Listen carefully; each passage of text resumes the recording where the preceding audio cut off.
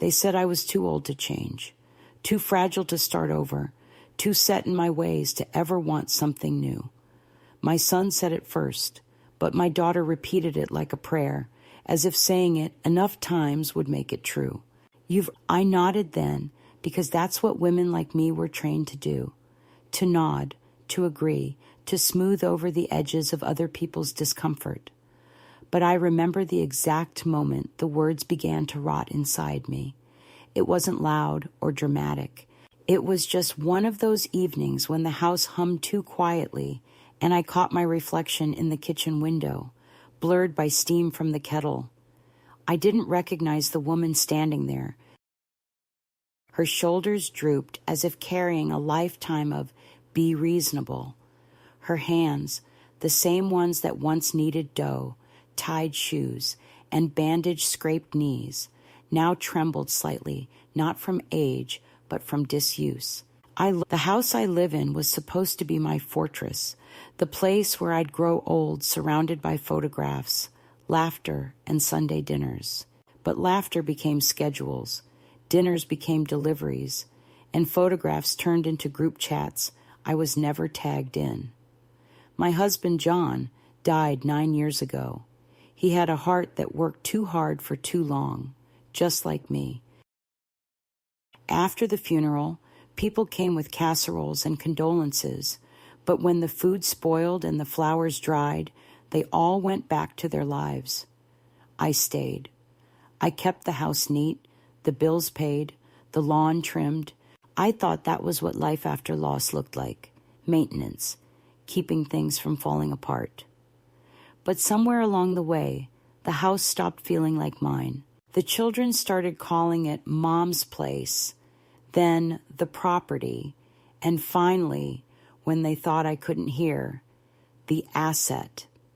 The asset. Imagine being called that by people you once carried inside you. The conversation that cracked me open happened in March, a Thursday, rain tapping on the kitchen window like an old friend I no longer had time to answer. My daughter Laura had come over with her husband. She brought organic soup and spreadsheets. "Mom," she began, her tone that blend of concern and calculation she thinks sounds professional. "We've been thinking about your future." I knew what that meant. People only talk about your future when they've already decided it for you. She spoke of safety, of simplification, of freeing me from the burdens of home ownership. I asked her what that meant in plain English. "It means we sell the house," she said gently, "and move you somewhere with support, a community." The word community sounded like a cage wrapped in wallpaper. She smiled, the way people smile when they think they're saving you from yourself. My son agreed, of course. He always agrees with the person who speaks last. They spoke about me like I wasn't in the room, like I was a subject of study, not a participant in my own life.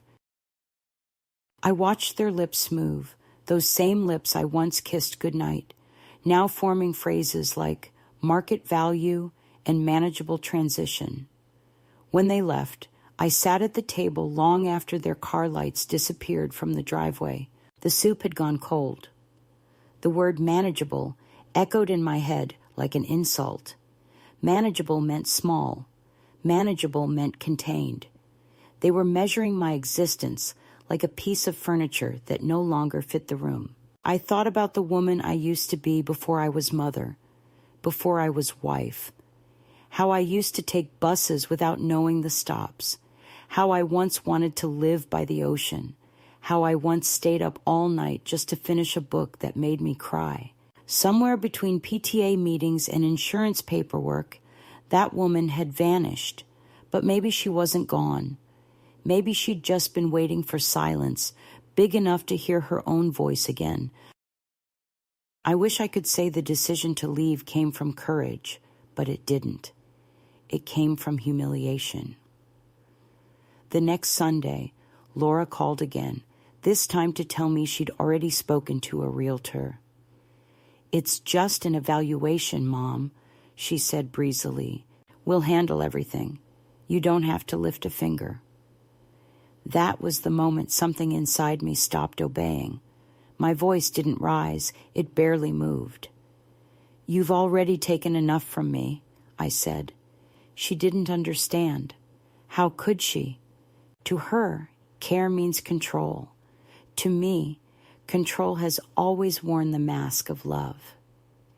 After we hung up, I walked through each room of my house slowly, like saying goodbye to an old friend. I touched the dent in the kitchen counter where John once dropped a hammer, the faded patch on the hallway rug where sunlight loved to rest, the corner of the bedroom where I used to leave my slippers side by side with his. Everything I touched felt both alive and abandoned.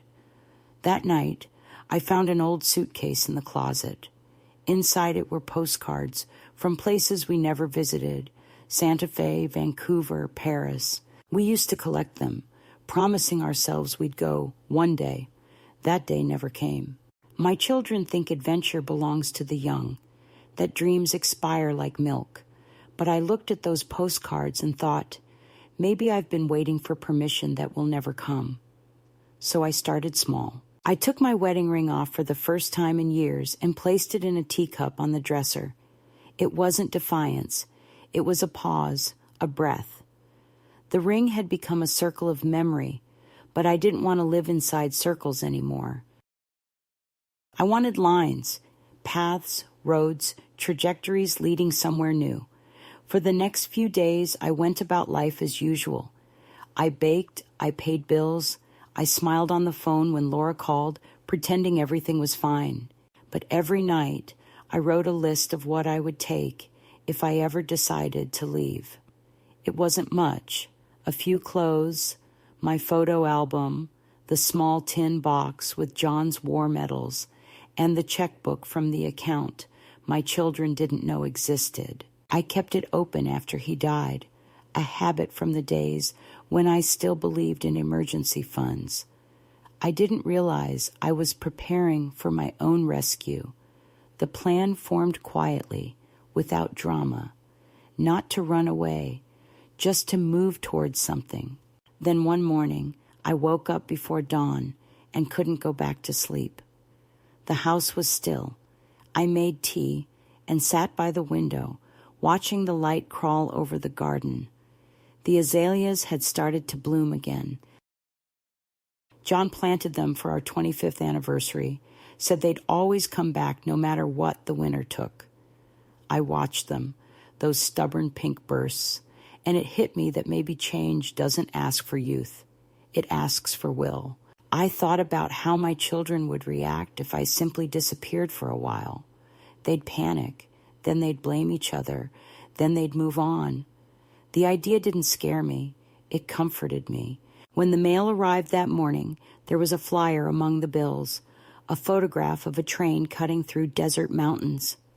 "Go anywhere," it said in bold letters. That was all. No destination, no promise, just the possibility of movement. I placed it on the kitchen counter and stared at it all day while pretending to clean. By evening, I'd made my choice. I wasn't running away. I was stepping back into myself. People think transformation comes with fireworks, with confessions, with tears, with dramatic exits. But mine began with the quiet click of a light switch. I turned it off, stood in the dark, and whispered into the emptiness, "I'm still here." It wasn't rebellion. It was recognition. I wasn't too old to change. I was simply too ignored to stay the same. The defining blow came quietly, wrapped in paperwork and good intentions, the way betrayal so often does when it comes from family. A week after that first conversation, Laura and my son Daniel arrived together, their unity making me uneasy before a word was spoken. They brought muffins from the new organic bakery downtown, a peace offering that smelled faintly of guilt and cinnamon. I had just come in from the garden, my knees dusty, my palms smelling of soil. They sat me down in the living room, the one John and I once filled with laughter and cheap furniture, now scrubbed too clean, stripped of personality, after Laura insisted on helping me modernize. She spoke first, her tone rehearsed, as if she'd practiced it in the car. "Mom, we just want you to be safe. You've worked so hard all your life. You deserve to relax now." Daniel nodded, scrolling on his phone like he wanted to be anywhere else. Then she opened a folder and spread the papers across the coffee table. Glossy pamphlets of independent living residences, cheerful older couples walking by artificial ponds, slogans about community and comfort. I stared at them for a long time before I realized they had already filled out some of my information. My full name was printed neatly on one of the forms, next to words like applicant and monthly care package. Something cold uncoiled in my stomach. Not fear, not yet, but something close to insult disguised as affection. I looked at my children, and wondered when exactly they began to speak to me like social workers. I asked them if they had already listed the house. Laura hesitated. Daniel didn't. "We've had interest," he said, eyes still on his phone. "A couple from Chicago made an offer.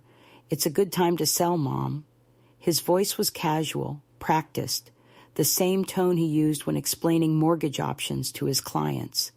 That was when I realized the decision was already made. My opinion was a formality. I could almost admire their efficiency. They had taken the time to decide where I would live, how my days would unfold, even what color my walls would be. They had reduced my life to a transition plan. I should have shouted, perhaps thrown the papers on the floor, demanded that they see me as more than a fragile inconvenience. But I didn't. I simply folded my hands and listened. Rage at my age has a different texture. It's not a flame, it's ice. It freezes you from the inside out until even your heartbeat sounds like restraint. I waited until they finished their well-meaning monologue about safety, security, companionship, and then I asked, as calmly as I could, "Did you think to ask me what I wanted?" Laura blinked, thrown off balance. "Of course we did, Mom. You said you were tired, that you missed Dad, that the house was too big." "I said I missed your father," I replied, "not that I wanted to disappear." She looked wounded, as if my resistance were cruelty. Daniel finally looked up from his phone long enough to say, "Don't make this harder than it needs to be."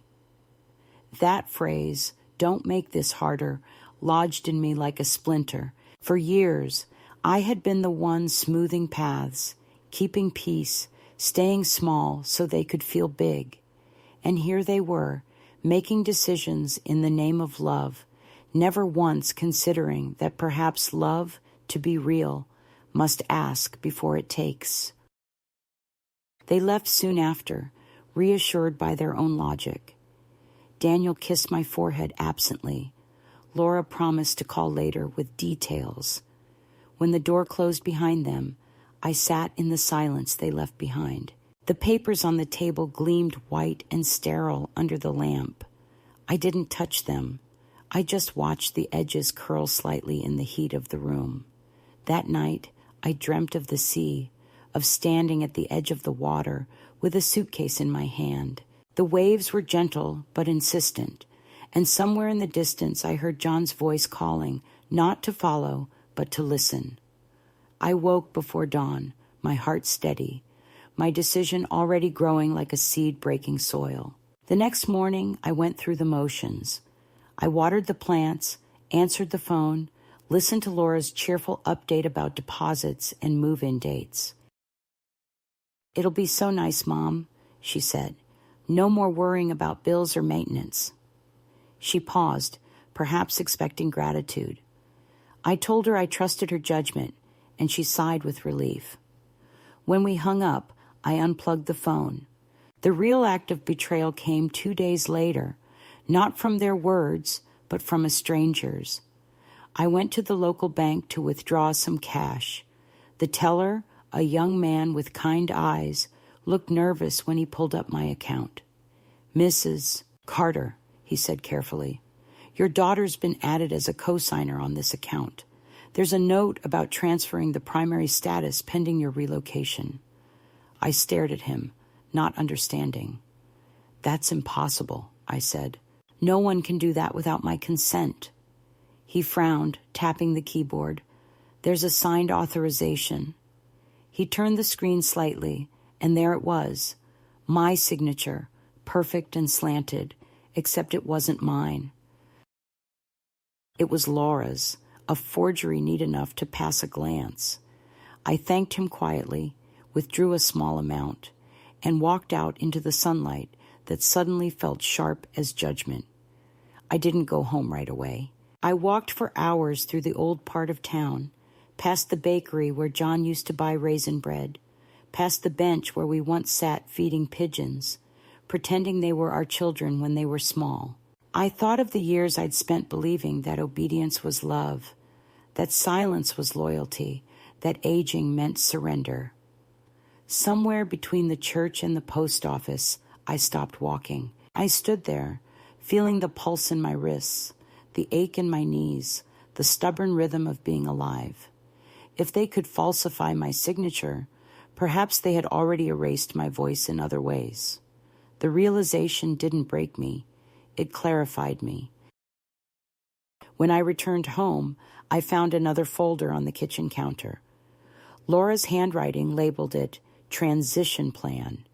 Inside were timelines, contact numbers, even a packing checklist. On the last page, a sticky note. Don't worry, Mom. We'll take care of everything. I held that note for a long time, and then I laughed. Not a bitter laugh, not even angry, just startled by the absurdity of being managed by your own children as if motherhood were a temporary condition. I made tea, poured it into John's old mug, and carried it to the living room. On the coffee table, the glossy pamphlets smiled up at me again. Seniors painting, walking, playing bridge. None of them looked like they'd ever packed a suitcase out of defiance. That evening, when the sky turned the color of bruised peaches, I sat down with my checkbook, the old one, the one no one knew about. I wrote down the remaining balance, did the math for what I'd need for a train ticket, for a month's rent somewhere anonymous, for food, for space. My hands didn't tremble. The decision was no longer a question. They had given me no choice but to reclaim the life they'd declared finished. For years, I'd been waiting for someone to invite me to live again. I hadn't realized I could issue the invitation myself. At midnight, I packed a small suitcase. Not the large one, too obvious, too final, but the modest blue one with a broken zipper John used to tease me about. Into it, I placed 3 dresses, a sweater, the photo album, and a single-frame picture of him standing beside our first car. I added the bank envelope, the passports, and the keys to a storage unit I hadn't opened in a decade. I moved quietly through the house, touching the walls as I passed, not to say goodbye, but to leave fingerprints, proof I had existed here. Before stepping out, I looked at the note on the counter one last time. Don't worry, Mom. We'll take care of everything. I turned it over and wrote on the back, You already did. Then I left it there, under the edge of the lamp, glowing like a secret only the guilty would recognize. Outside, the air was sharp with spring. The moon hung low, heavy, as if leaning in to listen. I walked to the corner without looking back, the weight of the suitcase a steady anchor against the tremor of possibility. I didn't know where I was going, not yet, only that it wouldn't be a place where someone else decided the limits of my joy. Betrayal, I learned that night, isn't always an ending. Sometimes it's the last permission you need to begin. The bench, I bought my ticket with cash because I didn't want a paper trail, though even as I handed over the bills, I wasn't entirely sure where I was going. I asked for the first train heading west, and the woman behind the glass said there was one to Santa Fe leaving in 40 minutes. Santa Fe. The name sounded like breath, like distance, like something unfinished. I nodded, took the ticket, and found a seat near the window. My suitcase rested against my legs, absurdly small for the size of the life I was leaving behind. As the train began to move, I felt the faintest tremor under my feet, a rhythm that wasn't fear, but recognition. For so many years, I had built my days around everyone else's schedule, the children's, John's, even the mailman's. Now there was nothing to answer to except the sway of the car and the soft announcements over the intercom. I watched the suburbs slide past, those identical houses with identical lawns, all lined up like polite regrets. The movement lulled me into a strange calm. I thought of Laura, how she'd probably find my note by mid-morning, and how Daniel would call, pretending not to panic, but already drafting his plan to locate me. I could almost hear their voices, indignant and afraid, but beneath that, something else, disbelief. They never imagined I could act without their supervision. That thought, as cruel as it sounds, made me smile. The train stopped in small towns I'd never heard of. People got on and off, carrying backpacks, newspapers, grocery bags. A woman in her 40s sat beside me for a few hours, knitting in silence. When she left, she touched my arm lightly and said, "Travel safe, honey." And I wanted to tell her I wasn't traveling for safety, but for existence. The landscape began to change after that, the greens turning to ochres and rust, the horizon opening up like a wound that finally had room to breathe. I pressed my forehead against the cool glass and realized I hadn't cried once. Maybe tears are a luxury for those who still believe there's someone left to clean them up. By the time we reached Santa Fe, it was late afternoon. The light had that golden, indifferent quality that makes everything look both new and ancient. I stepped off the train and inhaled the dry air, tasting dust and possibility. The station was smaller than I expected, quiet, unhurried. I stood there for a moment with my suitcase handle in my hand, uncertain where to go. That uncertainty should have scared me, but it didn't. It felt honest, like standing at the edge of a map before you've drawn the roads. I asked the station clerk for directions to a motel nearby, and he pointed me toward a narrow street lined with low adobe buildings. The motel sign flickered, vacancy, as if winking at my foolishness. The room cost $42 for the night. The clerk, a young woman with a tattoo of a bird on her wrist, handed me the key without looking up from her phone. Room 5. The door stuck when I tried to open it, and I had to shove it with my shoulder. Inside, the air smelled faintly of cleaning powder and loneliness. I sat on the bed for a long time, just listening to the hum of the ceiling fan. The silence was different here. Back home, silence always felt like absence, like a space left by someone who had gone. Here, it was presence, dense and almost physical, as if the room itself was watching me decide whether to stay or run. I unpacked slowly, one sweater, 2 dresses, a pair of shoes, my photo album. I placed John's picture on the nightstand. He looked amused, as he always did when I was being stubborn. "You'd laugh at this, wouldn't you?" I whispered. But the truth was, he'd probably understand better than anyone. He'd been the only person who ever encouraged my restlessness, even if I never took him up on it. That evening, I walked around the neighborhood. The streets glowed softly under street lamps shaped like lanterns. Small galleries stood closed for the night, their windows filled with paintings of deserts and saints. I passed a bakery that smelled of cinnamon and butter, a scent that made my stomach ache. I realized I hadn't eaten all day. I bought a croissant and a cup of coffee from a small cafe still open near the corner.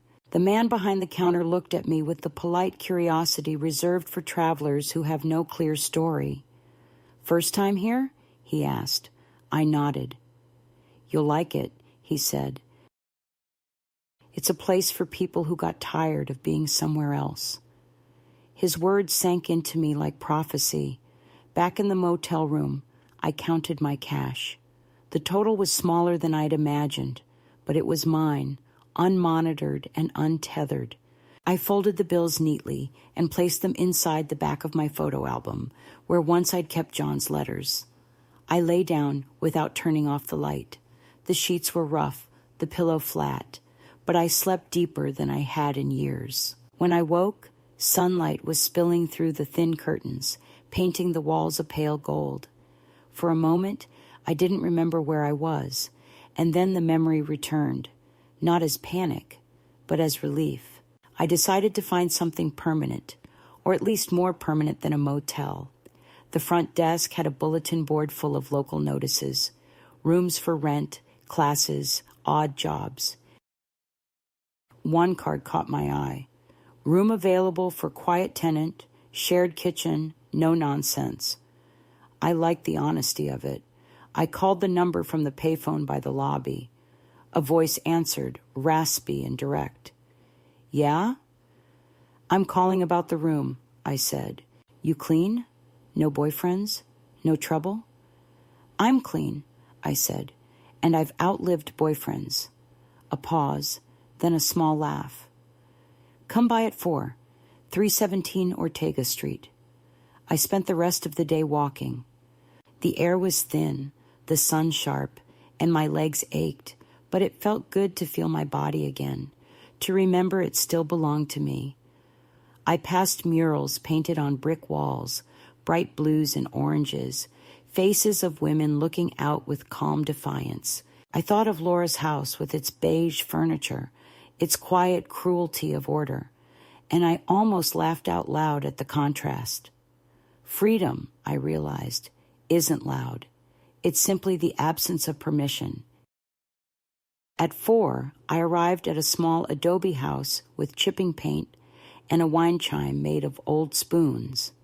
The woman who answered the door looked to be around my age, perhaps older, her hair a wiry halo of silver. "You're the one about the room?" she asked, cigarette dangling from her fingers. "That's me." "Name?" "Margaret," I said, because it was true, but it felt new saying it aloud without Mom or Mrs. in front. "I'm Joyce," she said. "You look like someone who knows how to mind her own business." "I try," I replied. "Good. You can stay if you pay the first week up front. $100, cash." I handed her the money I'd taken from the envelope. She didn't count it, just stuffed it into her pocket. "Kitchen's down the hall. Don't touch my spices. Bathroom's shared. No loud TV. If you're a snorer, you get earplugs." Her brusqueness made me smile. "Deal," I said. The room was small but bright, with a single bed, a dresser, and a window that looked out onto a narrow alley where a stray cat prowled like a sentinel. I sat on the bed and exhaled. It wasn't home, but it was something alive. Joyce knocked once and handed me a mug of tea. "You eat?" she asked. "Eventually," I said. "Soup's on the stove. I hate eating alone." She turned and left before I could thank her. I ate that soup standing at the counter, the flavor rough and honest, and felt the first trace of warmth that wasn't nostalgia. Over the next few days, I settled into a rhythm. I woke early, made my bed, walked to the cafe I'd found, and applied for a job washing dishes. The owner, a sharp-eyed woman named Heather, looked me up and down. "You ever worked in food service?" "I've worked in every service that exists," I said. She shrugged. "Show up tomorrow. We'll see." That night, I ironed my blouse, the same one Laura once said made me look old-fashioned. I smiled at the memory because for the first time, I wanted to look exactly my age. The next morning, I arrived before sunrise. The cafe smelled of burnt toast and ambition. I learned how to refill cups, wipe counters, and keep pace with the chaos of people in a hurry. My back hurt, my feet ached, but my heart was steady. When the shift ended, Heather handed me a few dollars in tips and said, "Not bad for a first day." I walked home clutching the money like a relic.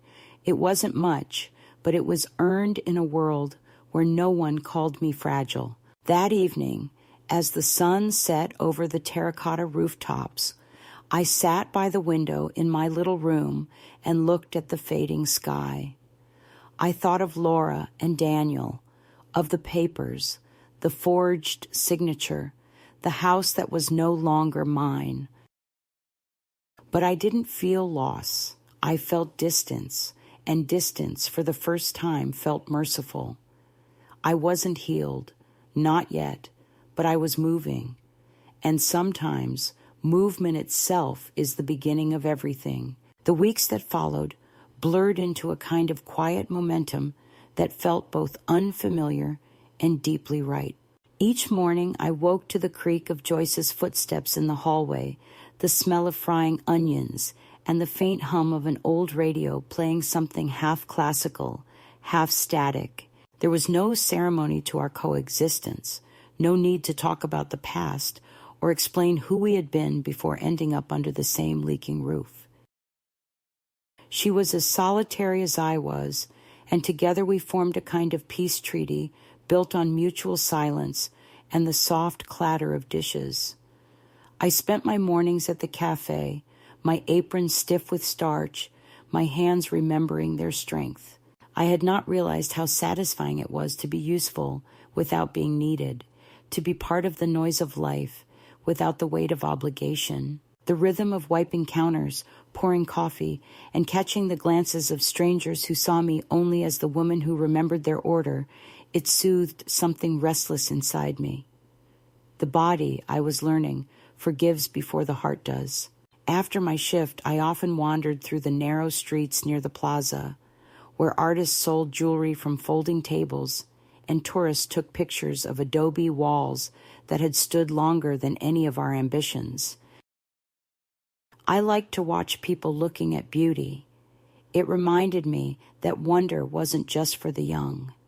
Sometimes I stopped by a small bookstore that smelled of dust and lavender, where the owner let me sit for hours without buying anything. I began to read again, not for distraction, but for recognition, searching for sentences that described women like me, women who had not been saved, but who had simply decided to stop dying before death arrived. One afternoon, near the end of my second week at the cafe, Heather handed me my first paycheck, folded neatly in an envelope. "Don't lose it," she said. "It's not much, but it's yours." I nodded, thanked her, and walked out into the sunlight. The air shimmered with heat, and for a moment, the whole street seemed to hum. I found a bench under a cottonwood tree and opened the envelope. $73 and some cents. The number looked small on paper, but it carried a weight of its own. It was proof of existence, a receipt for showing up in a world that had written me off. I went to a second-hand store on the next block and bought a navy blue coat, soft wool, worn but solid. The woman at the counter wrapped it in tissue and said, "That one's lucky. The last owner moved to Paris." I smiled, not because I believed in luck, but because I wanted to believe in continuity, that some things, even second-hand, could still fit perfectly. That evening, Joyce was in the kitchen, nursing a glass of wine. She eyed the coat draped over my arm. "That new?" she asked. "New to me," she smirked. "Looks like it belongs." I put it on just to feel the weight of it, and when I looked in the mirror above the sink, I didn't see a runaway or a victim. I saw a woman standing exactly where she chose to be. Joyce didn't say anything more. She didn't have to. She just turned up the radio and started humming along to an old blues song about beginning again too late. The next morning, a letter waited for me on the kitchen table. The handwriting was unfamiliar, the return address blank. Inside was a single page, folded neatly in half. "Grandma, where are you?" The words were small, careful, like someone afraid of being overheard. It was from Kieran, my eldest grandchild. He wrote that the family was worried, that they'd filed a report, that my son was beside himself. "I know you had your reasons," he added, "but please, let me know you're all right." His phone number was at the bottom, shaky and uneven. I sat with the letter in my lap, my throat tightening in a way that no amount of distance could prevent. Kieran had been the only one who visited without being asked, the only one who saw me not as a task, but as a person. I wanted to call him immediately, to tell him I was safe, but I didn't. I folded the letter carefully and tucked it into the drawer beside my bed. I wasn't ready to bridge the space I had fought so hard to create. The cafe grew busier as summer thickened. The morning rush became a blur of steam, chatter, and clinking cups. Heather, who rarely smiled, began leaving small gestures of trust, a slice of pie saved for me, a newspaper folded to the crossword page.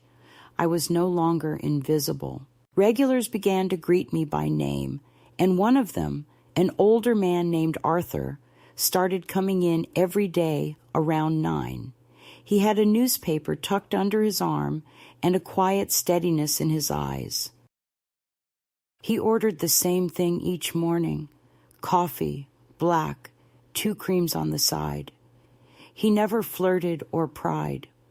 We talked about birds, about the weather, about the absurdity of people who hurry through life as if they'll get a prize for finishing early. There was a gentleness in our routine, the kind that doesn't announce itself, but slowly fills the room. One afternoon, when the cafe was nearly empty, Arthur lingered after finishing his drink. He tapped his finger on the counter and said, "You ever get tired of being careful?" I looked up from the rag I was folding. "What do you mean?" "You move like someone afraid of spilling," he said. "Maybe that's from a lifetime of cleaning up after others." His words startled me, not because they were cruel, but because they were true. I didn't answer. He left a generous tip and walked out into the sun, leaving me staring at the empty mug he'd used. That night I thought about what he'd said. All my life I had been careful, with money, with words, with dreams. Careful not to embarrass, not to demand, not to disturb. And what had that precision earned me? A life so narrow that one gust of rebellion had blown it apart. Joyce noticed the shift in me before I did. One evening she said, "You're humming." I hadn't realized it. "Sorry," I said automatically. She shook her head. "Don't apologize. The house needed noise." That was the closest thing to approval I'd had in years. Later, she pulled a deck of cards from a drawer and asked if I played gin rummy. We sat at the kitchen table, 2 women bound by coincidence, slapping down cards and laughing louder than the radio. When I went to bed, I felt the hum of life in my veins, not from excitement, but from balance. Days slipped into weeks. I began to find joy in the small repetitions that once felt suffocating. The smell of soap on my hands, the scrape of chairs across the cafe floor, the sound of Joyce muttering at the cat who refused to listen. There was no grand purpose, no audience, no need to justify existence. The absence of expectation was its own kind of grace. Still, at night, I sometimes dreamed of my old house, of Laura standing by the window with her arms crossed, of Daniel trying to explain the unexplainable. In the dream, I didn't argue. I simply turned and walked away, and each time, the door behind me stayed closed. One morning, near the end of my 3rd week in Santa Fe, I woke to rain. It was a rare, steady kind of rain that blurred the edges of the city and made the adobe walls glow darker. I stood by the window in my new coat, sipping instant coffee, watching droplets trace slow paths down the glass. I realized then that I had stopped waiting for forgiveness. from my children, from myself, from the world. The waiting had been the heaviest part. Later that day, I walked to the post office to send a small parcel, a batch of cookies Joyce had baked for her sister in Kansas. The clerk, a young woman with bright eyes, asked if I wanted to insure it. I almost laughed. "You can't insure homemade," I said. On the way back, I passed a street musician playing an old trumpet. The melody drifted through the air like a secret meant only for those willing to listen. I stood for a while, coat collar turned up against the mist, and let the sound fill me. It was raw, imperfect, but alive. That was how I wanted to be remembered. Not polished, not managed, just unmistakably living. When I returned home, Joyce was at the stove, humming that same blues tune from weeks before. She glanced over her shoulder and said, "You look different." "I am," I replied, and I meant it. I was no longer running from the past. I was walking towards something that didn't yet have a name. The woman who had boarded that train out of desperation was dissolving into someone steadier, quieter, and stronger. It wasn't reinvention. It was recovery, the slow, deliberate act of coming back to the self that had been buried under decades of being agreeable. That night, as I lay in bed, I opened Kieran's letter again. The paper was worn at the creases, soft from being read too often. I traced the words with my finger, and instead of guilt, I felt gratitude. Someone out there still saw me as more than a problem to be solved. I folded the letter once more and whispered, "Not yet, sweetheart, but soon." Then I turned off the light and let the dark feel like rest instead of absence. The summer deepened and the air in Santa Fe grew heavier, the kind of heat that slows the body but sharpens the mind. I had begun to move through my days as if they were chapters in a book whose ending no longer frightened me. The cafe became my small kingdom, the counter my border, the regulars my fleeting citizens. Heather trusted me enough to leave me in charge of opening some mornings, and I took pride in the simple ritual of turning on the lights, smelling the first burn of coffee, unlocking the door to the world. Arthur still came at 9, and his presence had become the quiet punctuation of my days. He talked about ordinary things, gardening, his late wife, the birds that nested near his window. But beneath his calm, there was a kind of recognition, as if he saw through the layers of silence I had built around myself. Sometimes he lingered until after his cup was cold, reading the newspaper aloud, offering small observations about the absurdity of modern life. His company was not companionship in the romantic sense. It was more like a mirror that didn't distort. When he left, I always felt steadier, less haunted by the echo of my children's voices. Then, one Thursday afternoon, a letter arrived. It was waiting on the kitchen table when I came home, the envelope soft at the corners from travel. The handwriting stopped me, those narrow loops, the precise angles. It was my son's. I stood for a long moment before opening it, the paper trembling slightly in my hand, not from fear, but from the weight of memory. Inside were 3 pages of controlled fury. He accused me of disappearing, of embarrassing the family, of creating unnecessary concern. He claimed they had called hospitals and police, that Laura hadn't slept in days. He wrote that Kieran was worried sick. He used words like irresponsible, ungrateful, unwell.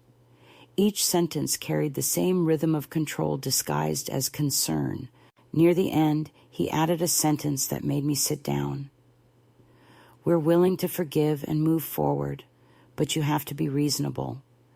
I stared at the word reasonable until it blurred. For decades, I had built my life around that word, smoothing every conflict, folding myself into smaller and smaller shapes until I could fit into anyone's expectation. Reasonable was the currency of my obedience. I folded the letter back into its envelope, slid it under a pile of magazines, and went to wash my hands, as if soap could scrub away the residue of his condescension. Joyce noticed my silence during dinner. She didn't ask right away. She wasn't the type. She ladled soup into bowls, set the bread on the table, and only when we were halfway through eating did she say, "You look like you've swallowed something bitter." I told her about the letter, not reading it aloud, just the shape of it, the tone. She chewed for a moment and said, "You going to answer?" I shook my head. "Not yet." "Good," she said. "Sometimes silence is the only language they understand." She poured us each a small glass of wine, and we ate in peace. Her calmness steadied me more than any sympathy could have. But the past has a way of hunting you down when it senses you're no longer afraid of it. 2 days later, the cafe was unusually crowded, a weekend market spilling customers into our little space. I was refilling sugar jars when Heather called my name softly. "You've got someone asking for you." I turned, and there, near the door, stood a woman I recognized instantly, even though I hadn't seen her in months. Laura. She was dressed too formally for the heat, her hair pulled tight, her expression composed in that brittle way people look when they're about to deliver a performance. For a moment, we just stared at each other. Then she smiled, small and uncertain. "Mom." The word hung between us, familiar yet foreign. I wanted to turn away, to pretend she was a stranger, but something in her face, fear, maybe exhaustion, rooted me in place. I wiped my hands on my apron and walked toward her. "What are you doing here?" I asked, my voice low but steady. "Can we talk?" she said. "Privately." Heather looked at me questioningly, but I nodded. We stepped outside into the sunlight, where the noise of the street dulled the tension. She started speaking quickly, her words tumbling over each other. "We didn't know what to think, Mom. You just vanished. Dad, Daniel, he was furious. Kieran kept saying you'd call him, but then weeks passed and—" She stopped, searching my face. "We thought something terrible had happened." I crossed my arms, feeling the heat seep through the fabric of my sleeves. "Something did happen," I said. "I left." She blinked, uncomprehending. "But why? You had everything you needed. You were safe." "Safe," I repeated softly. "You make safety sound like a cage." She exhaled sharply, frustration leaking through her polished calm. "We were trying to help. You can't just disappear like that." People were worried. Were they? I asked. Or were they embarrassed? She looked away, and in that small gesture I saw the truth. She had come not for understanding, but for control. "We just need to know you're okay," she said finally. "You could have said that in the letter." "That was Daniel," she murmured. "He doesn't mean to sound harsh. He's under a lot of stress." "I'm sure he is," I said, and for the first time, I pitied her. She had learned well from him how to package guilt as love, how to soften manipulation until it felt like duty. She reached into her purse and pulled out an envelope. "Kieran wrote to you again," she said. "He didn't know I was coming. I thought I should bring it." I took the letter, though my hands wanted to refuse. "Tell him thank you," I said. "Tell him I'm alive." "That's it?" she asked, incredulous. "You're not coming home?" I looked past her toward the cafe window, where Arthur sat reading his newspaper. "I am home," I said. She opened her mouth to argue, then closed it, understanding perhaps that nothing she could say would alter the simple finality of those words. We stood there in silence until she finally said, "You're hurting the family." I almost laughed. No, Laura, I'm reminding the family that I exist. When she left, I went back inside and pretended nothing had happened. Heather didn't press. She just poured me a cup of water and nodded toward the back room, meaning I could take a break. I sat on the stool, holding Kieran's new letter. This one was shorter, written in pencil. I miss you. Mom and Dad are angry, but I don't care. I just want to know you're happy. I folded it and slipped it into my pocket. Happiness, I thought, was too fragile a word for what I felt. It wasn't happiness exactly. It was weightlessness, the absence of being managed. That evening, Joyce found me sitting on the porch, the letter still in my hand. "Visitor?" she asked. "My daughter." "Ah." She lowered herself into the chair beside me, joints creaking in sympathy with the wood. "She come to drag you back?" She tried politely. "You say no?" I said I'm home. Joyce grinned, a small flash of teeth. "Good answer." We sat there watching the sky shift colors, from peach to violet to the deep blue that announces night. After a long while, she said, "You know they'll keep trying." "I know," I said. "But every time they do, it matters less." Weeks passed. The family's attempts grew creative. A letter from a lawyer arrived, full of polite insinuations about estate management and mental well-being. I took it to a legal clinic downtown, where a woman with sharp eyes read it and shook her head. "You don't owe them anything," she said. "Write a statement if it'll make you feel better, but they can't force you into anything." I thanked her and left, the paper crumpled in my purse. That night, I wrote a single paragraph. "I am of sound mind, living where I choose, under no duress. Any further contact of a legal nature will be considered harassment." I mailed it to the lawyer the next morning.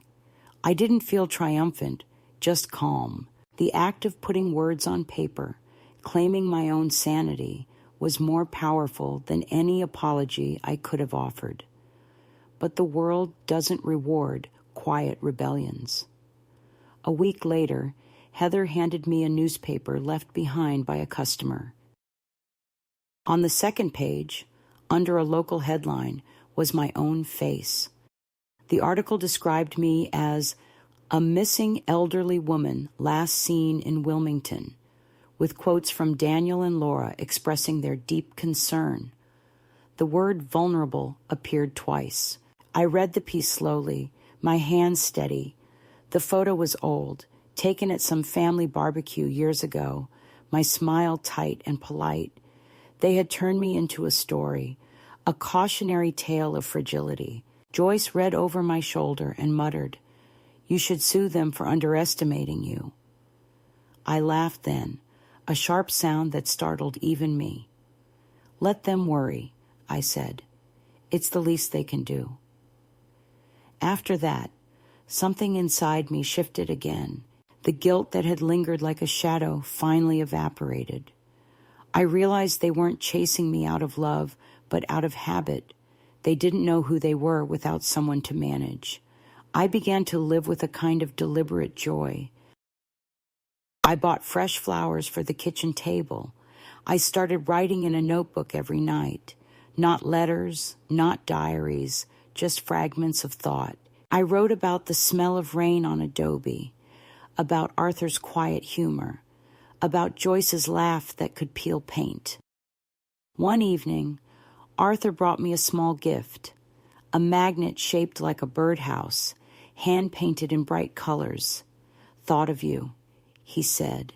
"You once said you used to build birdhouses with your grandson." I smiled and pressed the magnet to the fridge. "Thank you," I said. "It's perfect." Days fell into rhythm again, steady and full. I worked, I walked, I read. But peace is rarely permanent. One afternoon, while I was cleaning tables after the lunch rush, I looked up and saw a man in a gray suit standing at the counter. He introduced himself as Derek Sorensen, my children's lawyer. His tone was carefully neutral, his smile professional.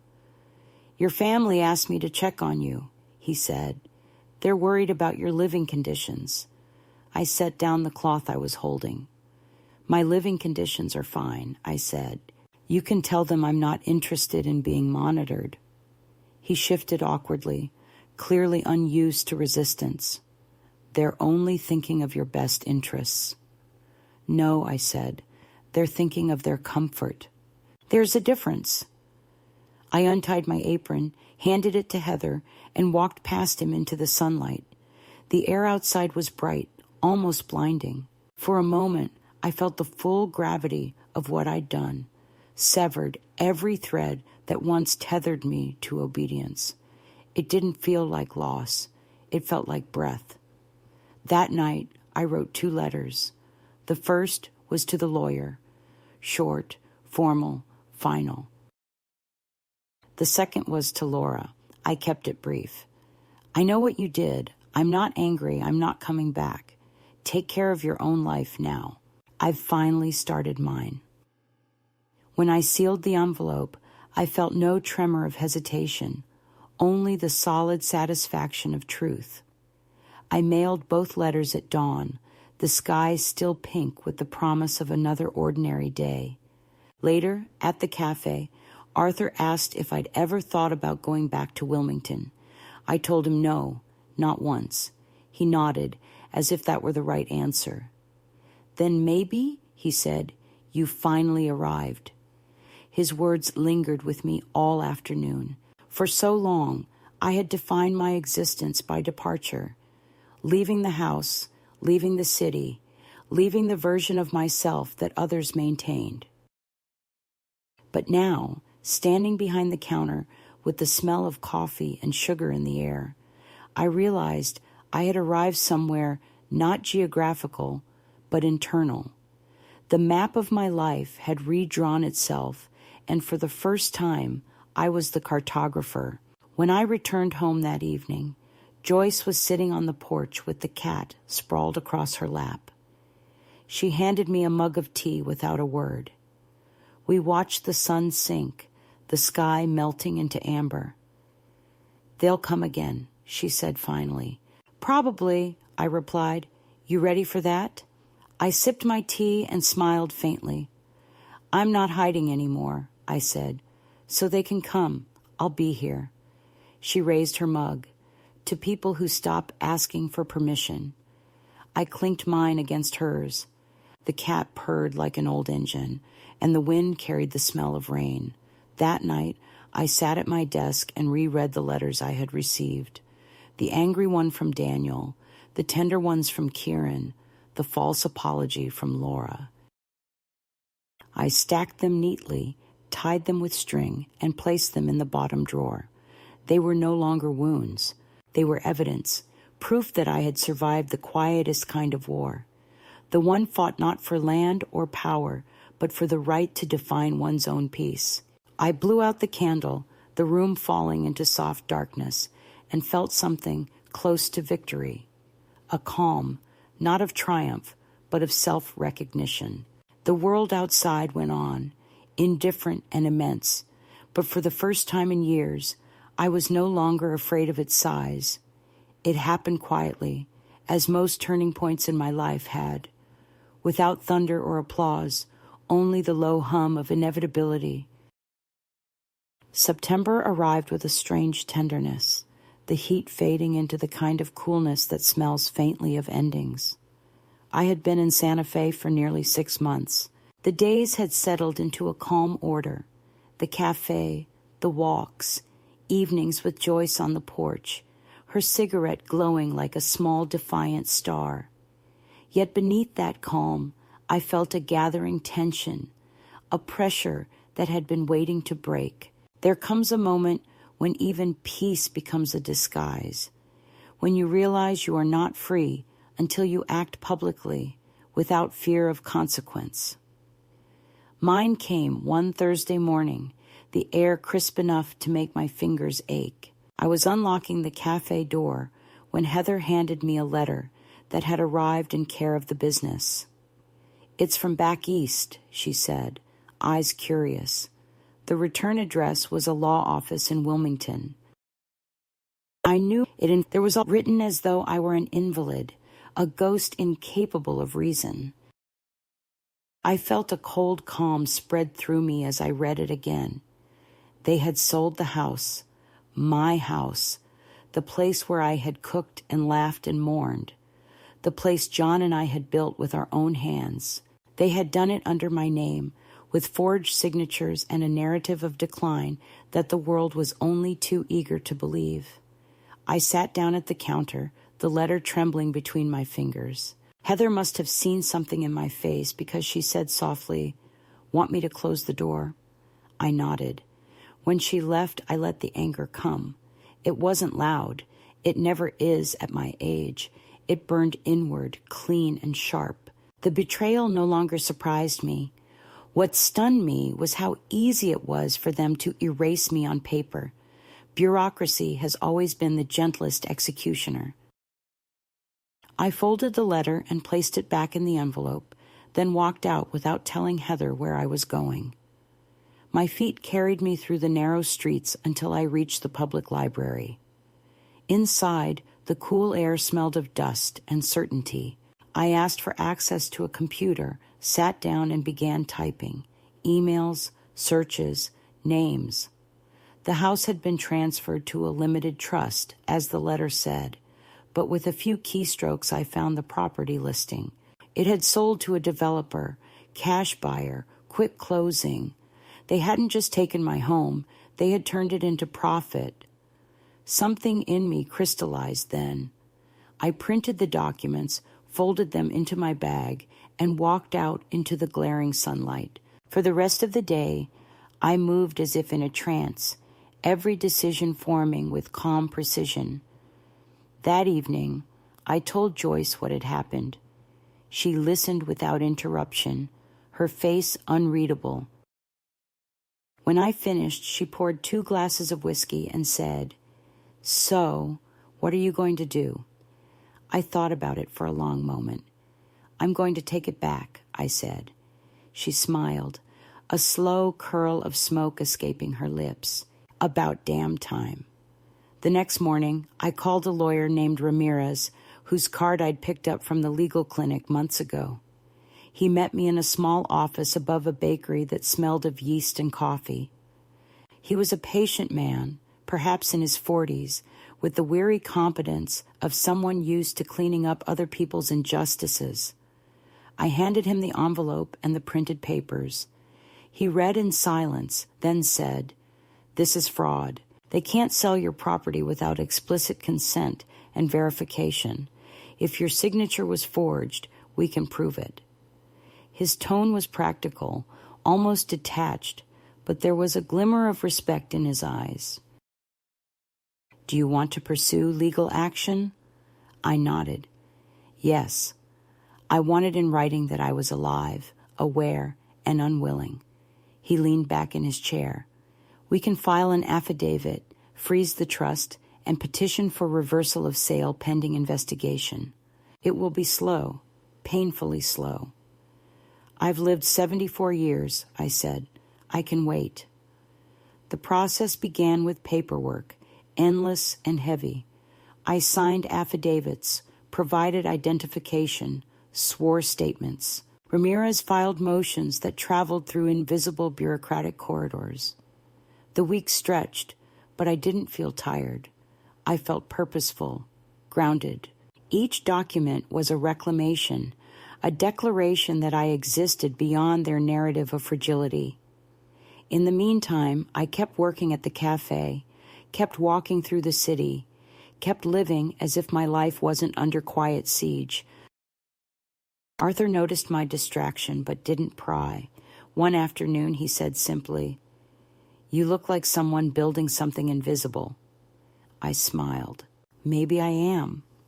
When the court date finally came, I dressed carefully in my blue coat, the one from the second-hand store. Joyce insisted on coming with me. "Someone should witness a woman being underestimated," she said. The hearing took place in a small courtroom that smelled faintly of varnish and old paper. Daniel was there, sitting with his lawyer. Laura wasn't. He looked thinner, angrier, the kind of anger that feeds on control slipping away. He didn't look at me until the judge entered. I kept my gaze steady, hands folded on the table. Ramirez spoke clearly, presenting the evidence, the forgery analysis, the missing consent forms, the notarization dated after my supposed departure. Daniel's lawyer objected, deflected, painted me as confused, unstable, manipulated. Each word fell like dust. When it was my turn to speak, I stood, feeling every joint in my body protest, but refusing the chair offered to me. I am not confused, I said. I left my home because I was being erased inside it. My children loved me as a function, not as a person. They assumed that age meant surrender, that silence meant consent. I did not consent. I will never consent to the slow disappearance they planned for me. The courtroom was silent, except for the faint buzz of the ceiling lights. Daniel looked away, his face tight with a mixture of shame and stubbornness. The judge asked a few questions, her tone brisk, but not unkind. She requested verification from the notary, ordered a temporary freeze on the trust, and adjourned. It wasn't victory, not yet, but it was recognition. When we walked out into the sun, Joyce lit a cigarette and said, "You spoke like a queen." I laughed for the first time in weeks. "No," I said, just like someone finally awake. The following months were slow but steady.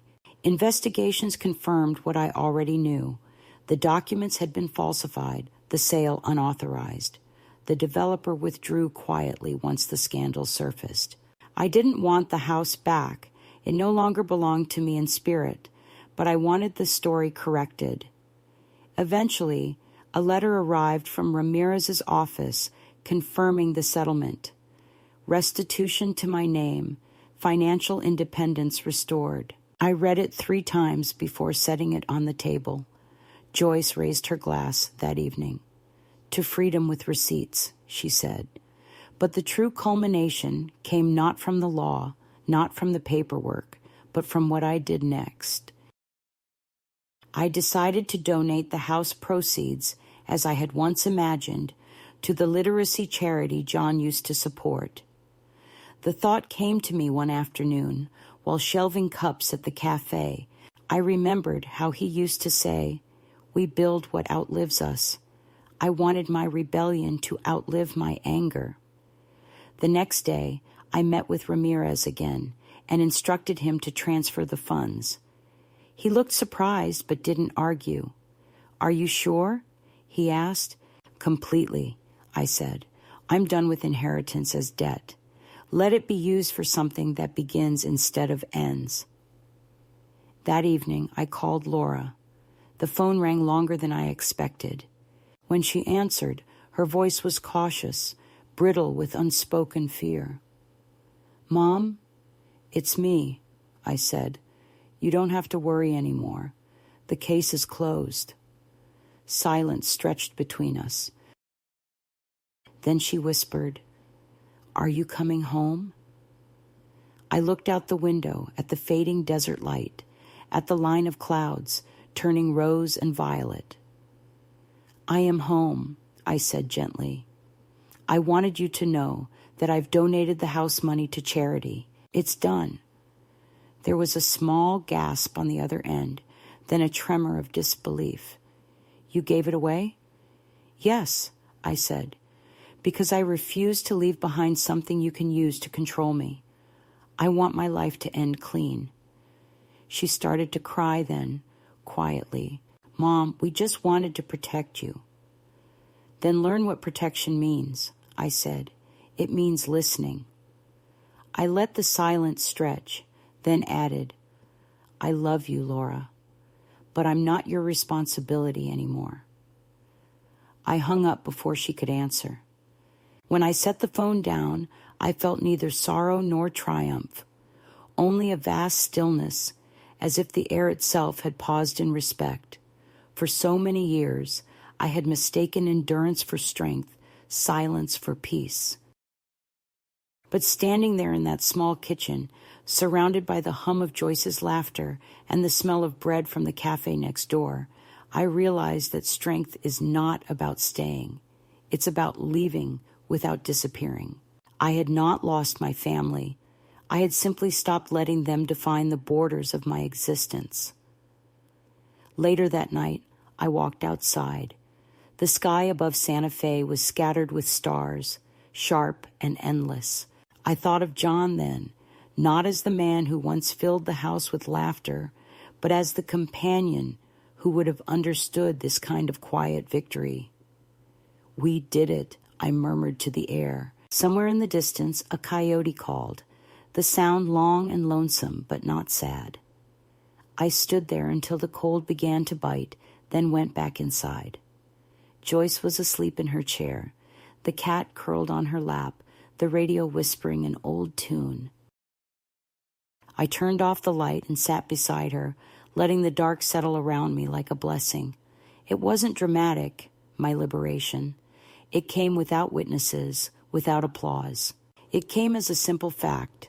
I had spoken, acted, and the world had listened, even if only long enough to record my name correctly. I wasn't invisible anymore, not to the law, not to my children, not to myself. In the end, that was all I ever wanted, to exist, unedited. The days that followed felt suspended, as though time itself had loosened its grip on me. Autumn settled over the city like a slow exhale, the sky turning a gentler blue, the evenings long and amber. The cafe quieted with the season. The tourists left. The regulars lingered longer, and the air began to carry that faint scent of burning wood and closure. I found myself moving slower, not from exhaustion, but from the luxury of stillness. For the first time in my life, I could wake without a task already pressing against my chest. The silence that once frightened me now felt like a companion, not an emptiness to fill, but a space that welcomed my breath. I kept working at the cafe, but only part-time now, choosing to spend more hours walking through the old streets, letting the rhythm of the city's heart replace the noise of my own. Each corner held something I hadn't noticed before, a mural of two women dancing, an old man feeding stray dogs at dusk, a child chasing his shadow across a plaza. These small fragments of other lives reminded me that freedom isn't measured in distance or wealth, but in attention, the ability to look, to notice, to stay awake to the moment you are living. Sometimes I caught myself thinking of the house, but the memory no longer hurt. It had become a story I could set down and pick up again without bleeding. The rooms that once echoed with the ghosts of obedience now belonged to someone else, and I hoped, quietly, that whoever lived there would plant something in the garden, azaleas, maybe, or rosemary, and never guess that an old woman once stood in that same soil learning how to leave. I had no desire to visit or to reclaim anything tangible. What I had taken back was invisible and therefore indestructible. When people at the cafe asked where I was from, I no longer hesitated. "I'm from Wilmington," I'd say, "but I live here now." It was a simple sentence, but to me it sounded like a resurrection. Joyce remained her steady, irritable self, though sometimes I caught her watching me with a small smile that wasn't mockery, but something closer to respect. She started painting again, messy canvases of flowers and skies, and said I had infected her with a kind of optimism that made her uneasy. I laughed and told her that unease was a sign of life. Some evenings, we'd sit outside wrapped in blankets, watching the stars throb over the desert. "So what now?" she asked me once, the smoke from her cigarette curling in the cold air. "Now," I said, "I live until I'm done." She nodded, as if that were an entirely reasonable plan. Arthur continued to come by the cafe every morning, though he had begun bringing a notebook with him instead of a newspaper. One day, he slid it across the counter toward me. "Read this," he said. It was a short essay, nothing grand, just a reflection on solitude and how the heart learns to expand after it's been broken. "You wrote this?" I asked. He shrugged. "You inspired it." I felt a blush rise to my cheeks, absurd and adolescent. "That's dangerous," I said lightly. "You shouldn't make art out of other people's freedom." "Maybe not," he said, smiling. "But sometimes we need to see someone walk through the fire to believe there's a path on the other side." We didn't speak of it again, but his words stayed with me. There was something humbling about realizing that my small rebellion, my decision to live on my own terms, could ripple beyond the boundaries of my own pain. A month later, the pottery class opened again at the community center.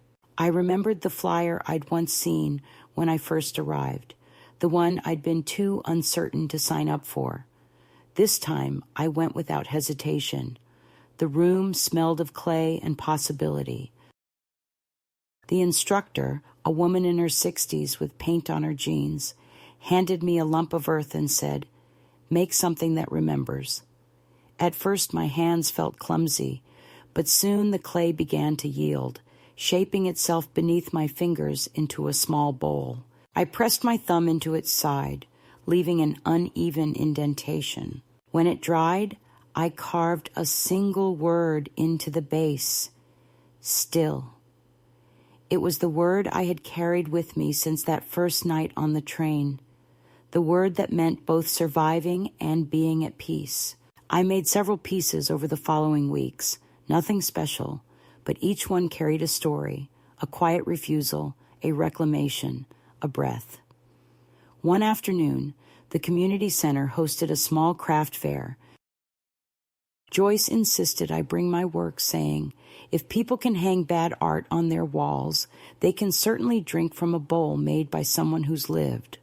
I laughed, packed my pieces into a box, and set up a small table under a tree. The crowd was light, mostly curious locals and tourists drifting between stalls. I didn't expect anyone to buy anything, but they did.